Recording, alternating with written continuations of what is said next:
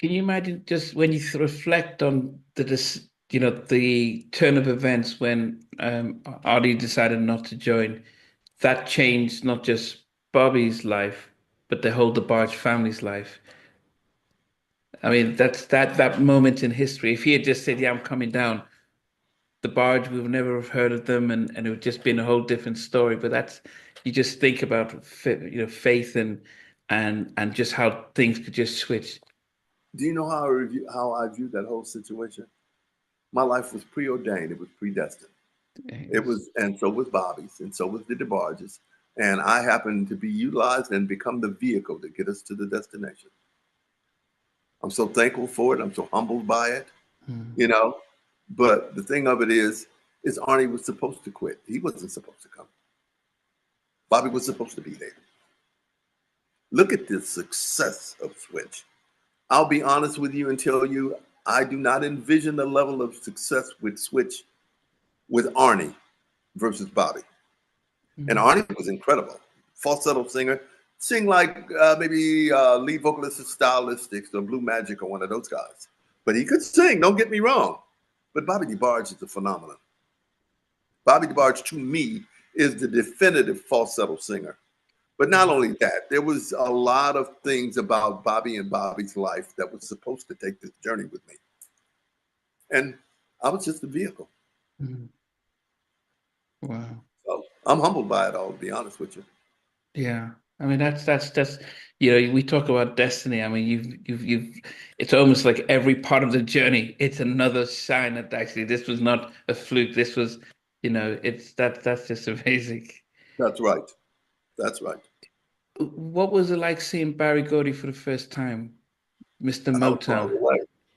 I was blown away, to be honest with you. And the first time I saw Barry Gordy was at that showcase. Wow. Yeah, it was like God. Barry Gordy, Smokey Robinson, Suzanne DePass. A lot of the major producers of Motown were at the showcase. There's probably about 20 or 30 people there. Iris Gordy, there was a lot of them there that we had heard of and known of, and they're there to see us. And at the end of it all, we blew them away. Now, let me tell you this part of that showcase, too. Okay, we get to California, me and Jody, and the group didn't have a name. But I Ah. told you, his girlfriends bought 2 first-class tickets for him and me. And we had drinks, free scotch. We had steak on the flight. First Cheers, class. Jack. That was my second flight, the third flight, to tell you the truth. So we were just in all first class. So when it came to coming up with a name, we decided to name the group First Class. Okay. Now, as we're preparing to do this showcase, Jermaine and Hazel having the wherewithal to explore things, they checked it out and found out that there was a group in New Jersey that had recorded on some label by the name of First Class. Uh, So we had to get rid of that name. So with the days and weeks of moving forward towards the showcase, and we're trying to think of a name, and all of us participated in trying to come up with a name for this group. And we could not come up with a name. Every time somebody come up with a name, that ain't gonna work. Mail that to Grand Rapids.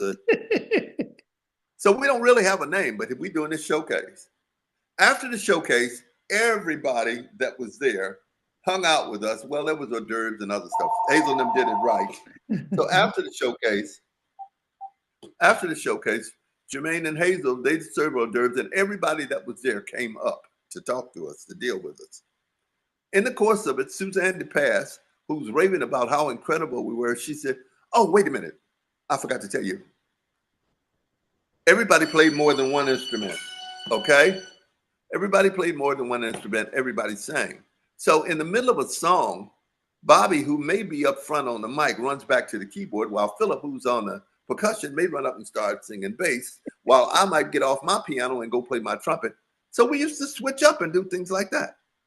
Now, to the point, Suzanne DePass, in all of her compliments, she says, "I've never seen so much switching in my life." I said, "That's the name." And that's how we got our name. oh, so she did. I did hear about it, but I wasn't sure if it was true that she came up with the sort Well, of. she didn't come up with the name Switch. She made a comment, Yeah, yeah. and I pulled that out of there to call her Switch. And from that point on, it kicked in. It worked because that's what we did. And even when we performed went on our first tour and stuff, those things were part of what we did. So that's where the name Switch came from. Wow. Goodness. But it started with Suzanne's comment. She didn't name the group, but it was with her comment. With the comment. Wow. What do you think? I mean, apart from because this is Motown, they've got, and this, they've got all the big bands and everything. What was it different about what you guys did that they thought, okay, we can do something different with you compared to everyone else that we had? Okay, well, the only other band that they had was Commodores. Okay, so, and as the music was just beginning to, the music scene was just slowly evolving into a self-contained acts, like with Sly and the Family Stone and Ohio Players, and but there wasn't the Beatles, but there wasn't a whole lot of self-contained acts. So we added to Motown's evolution as well, because they didn't have another band except us. Okay, and them. So we added something special to the roster. Not to mention that not only were we a band, we were a band and a singing group, because I made sure everybody sang.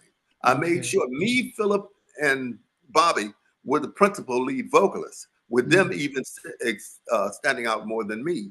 But you'll hear me, I'm on every record singing something. But anyway, everybody sang. So we brought something that not only that Motown didn't have, but didn't nobody have. Nobody had an act like Switch. Not to mention, I didn't pick no ugly dudes. Everybody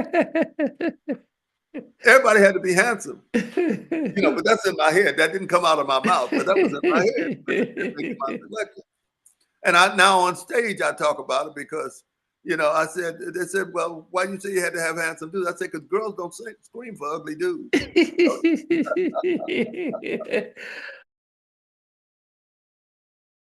Hey guys, thanks for watching. Thanks for being a part of Halftime Chat. Please remember to subscribe, share, and comment.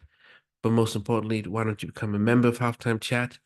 We've got amazing videos, amazing perks, and being able to support the channel. But anyway, thanks for watching. Take care. I never participated in that category. And somewhere in between us, for even loving us, on which I did miss you really. What was it like growing up? Still making an impact on 4 houses down. I have a couple of pieces. trying to get this one and that one. That works for you, but just for me, No, okay. They don't understand what Jonas' voice is winning all spirits. Play it. And all these guys, they all work together. I mean, I love all different genres.